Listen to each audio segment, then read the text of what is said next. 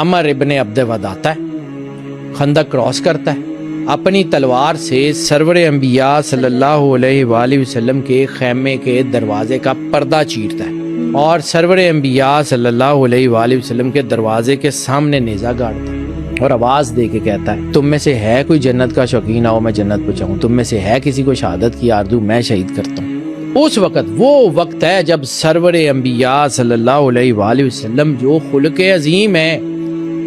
جو کمال کی پرسنالٹی ہیں، جن کی زبان سے کبھی کوئی سخت جملہ نکلا ہی نہیں سوائے اس موقع پہ، آپ نے فرمایا مل ھذل کلب، اس کتے کے لیے کون جائے گا؟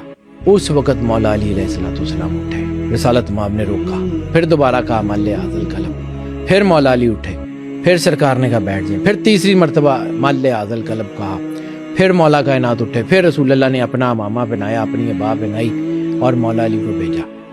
پھر کہا کہ کل کفر کے مقابلے میں کل ایمان جا رہا ہے، کیوں؟ سرکار کے دروازے کی بے حرمتی ہوئی تھی